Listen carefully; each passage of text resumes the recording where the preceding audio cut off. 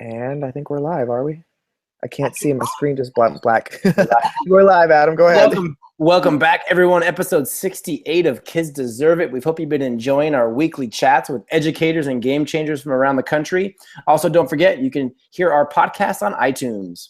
And don't forget that after every episode, we are picking out a winner of somebody who has left a review on iTunes using their Twitter handle, as we will be sending out an autographed book set every week to different viewers.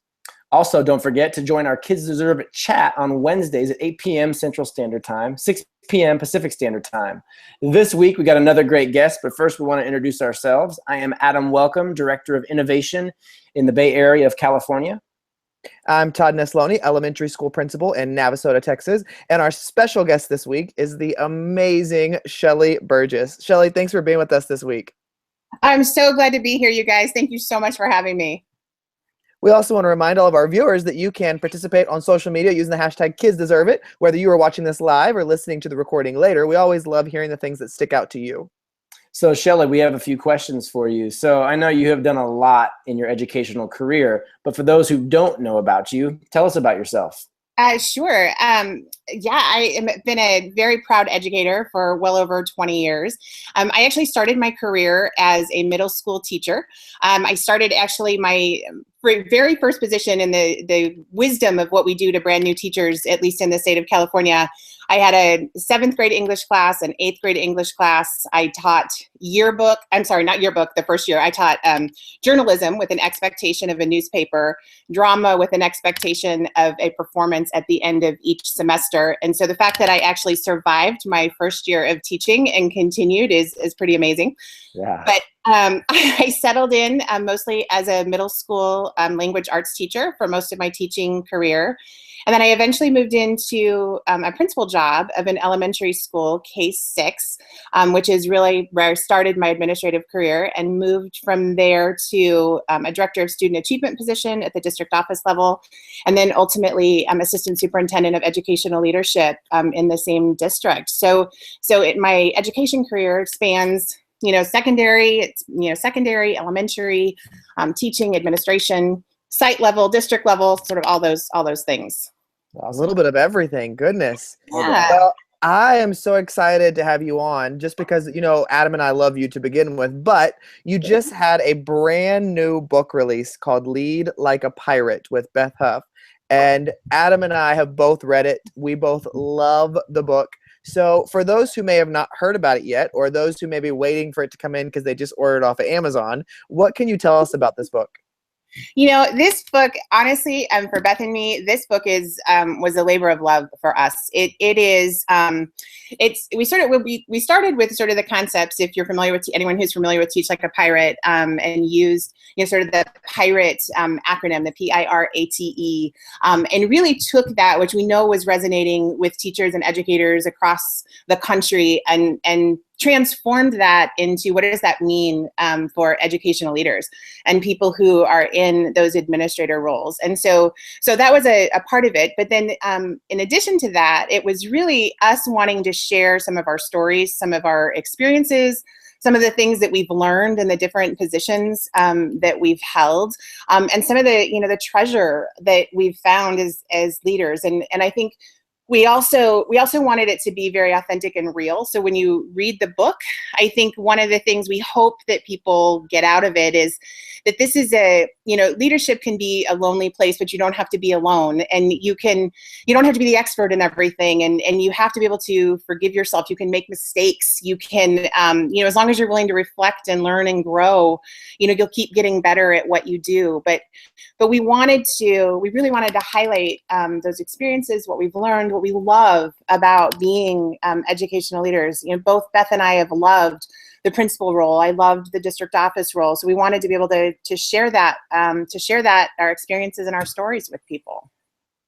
So I love what you said about being alone, because as a former elementary school principal and the only admin on campus, it is lonely. And but it's even lonely for teachers too as well, because it's you and your kids in your four walls, all day, and it's not always super collaborative unless it's during lunch or recess or a staff meeting. So how can educators, being less alone and getting off of their island, What are some ways you think that are really for educators to do that? Yeah, well, I think, one of the things that Beth and I talk about a lot in the book is this concept and an idea of culture first, culture next, culture always. And I think that there are a lot of things that you can do on a school site. So is how do you get connected on a school site or within a district is part of it. And then, how you get connected more globally is another piece of it.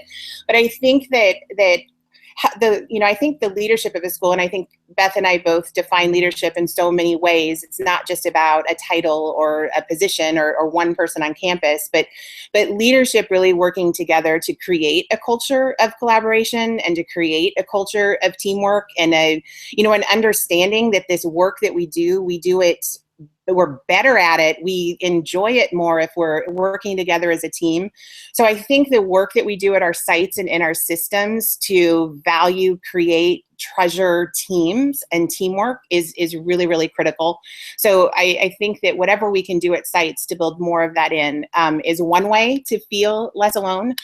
We also talk about in the book, as I know you guys do in yours, that social media connection and being connected on Twitter, being connected in ways like listening to podcasts, reading books, reading people's blogs, writing your own, sharing those with others, but that reaching out through all the different social media channels to connect with educators all over the country and all over the world to share ideas and share practices and interact and have those authentic interactions with other principals. Even if you're the only principal in the building, you're not the only principal who's out there in the social media world, wanting to connect and learn from each other. So I think there's a couple of different ways.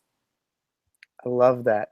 So, as a leader and as an educator, one thing that we are always working on doing is growing and getting better. And so what is one way that you're working on growing this year, Shelley?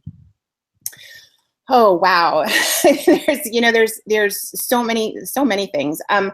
I think that one that's really important, and I know you guys know this really well, is that a big area of growth for me and Dave, my husband Dave, is, we've moved out of working in the system and we've moved into the consulting and publishing world. And so one of the things for us both of us really, that is a real area of growth is wanting to find and connect with and meet and learn about all the wonderful things that so many other great educators are doing across the country, and help them share their stories and help them spread the amazing work that is going on in schools. So I think that piece of looking at education through a different set of eyes, sort of being outside the system and looking in, I have learned so much about things that we weren't doing or tackling in the system within which I worked, or the school in which I worked, and that learning what's happening at schools across the country, systems across the country, is really an area of growth for us, because for me in particular, because we're so excited about connecting with educators and really helping spread the good stories of great work that's happening in schools across the country. I think we're bombarded so often with negative media about schools, and negative media about teachers and principals, and we're trying to combat that with finding and highlighting the amazing that happens everywhere in schools. So I think that's a big area of growth for me, very different from the work that I was doing before. So, Shelley, you've worked in many different schools, and I know you have kids in school, but what was school like for you growing up? It's interesting as you ask that question, because I'm actually watching what school was like for me through actually both my children, but my son in particular. I think that he's having a very similar experience as I did in school. But for me, school, I always did really well in school. I was a straight A student. It would not be, though, because I was thoroughly enjoying learning. It's because I figured out the game of school. I'm watching my son, and it's killing me watching my son have sort of the same attitude towards school. But it was a game that I played. You know, it was, what do I need to do? What's the exact amount of work, the exact thing that I have to do with the least amount of effort to get my A in this class? So my time and energy went into figuring out the system to get my grade and move on. I was often very bored in school. I didn't feel very challenged by school. So I figured out the game so that I could find time to do the things that I like to do. And what's really unfortunate to me, honestly, is, you know, I'm 46, you know, my son is a sophomore in high school. So 20 some odd years later, I'm watching the same thing play out in my children's school, and the schools that they go to, all this work that Dave and I do to help spread all this greatness in education and you know, highlight all the amazing work that's happening. It's not really happening in the schools right down the street from us. So I think my children's classrooms look very similar to what mine looked like, and I'm heartbroken watching some of the things that are happening that look like a repeat of what my experience was over 20 years ago. But it was a game for me, and again, I didn't love it. I was bored, and but I got the grades, got through, did what was expected of me, and moved on. Awesome. So, Shelly, when you're having some of those tough, rough days where you don't even want to get out of bed, what do you kind of do to kick your butt into gear? You know, so love my kids. That's one of them. You know, I have kids. I still have to get them up and get them out the door. You know, so that's a big part of it. But you know, one of the things that I find that will help me help get me going. I like to read. When I'm finding I'm having a tough time getting going in the morning, I love to read blogs of educators I admire. That sort of gets the juices flowing. I like to pull out my phone and scroll through the Twitter feed of some of my favorite hashtags, or look at some of the people that I admire on Twitter, and what are they doing that's kickstarting their day? What are they sharing? That gets me going. I do, you know, sometimes like to sit down, even if I don't publish it right away, jot some feelings down. I do enjoy blogging. I don't always love the process of writing. It can be a little grueling, but I love, Matt Miller has actually said this to me before. I don't love the process of writing, but I do love having written. So, you know, picking up a pen and paper and even just jotting down some of those notes, those ideas, but really some time looking at what's happening with my PLN really can get me up and going. That, and just, you know, that special morning time with my kids too. All right, Shelly, the time has come. Every week, we like our guests to leave a challenge for our viewers. What is your challenge for the week? So this is, I love that you guys do this. And so there's a section in Lead Like a Pirate that Beth and I talk about. It's called Anchor Conversations. And it's really about shifting and changing the types of conversations that we have in schools. Because we really believe that if we want to change culture in schools, we have to change the conversations. And so so the A in Anchor Conversations actually stands for appreciation. And we believe that there is not nearly enough appreciation for the work that educators do in schools.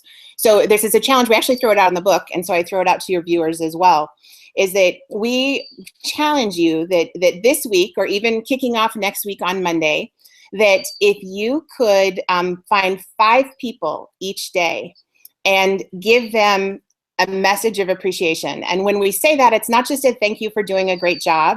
It's being really specific and either writing it down or just saying it face to face and telling somebody specifically what it is that they have done that you truly appreciate about them.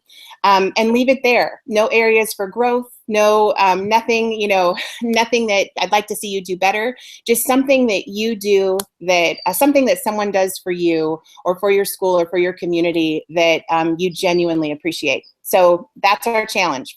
Five, we call them dropping anchors of appreciation. So 5 of those a day. I love it. Love it. Shelley, thank you so much for joining us today. I know you're crazy busy with everything else, and so we appreciate you giving us some of your time. Absolutely, you guys. Thanks so much for having me on. Thanks, And Shelly. we want to thank all of our viewers and remind you that you can tweet us using the hashtag Kids Deserve It or at Kids Deserve It on social media. We also encourage you to go on to iTunes and leave our reviews. We'll select a winner every week to get an autographed book set. Make sure you include your Twitter handle in the review so we can contact you, and make sure you join us on our Twitter chats on Wednesday. Everybody have a great week.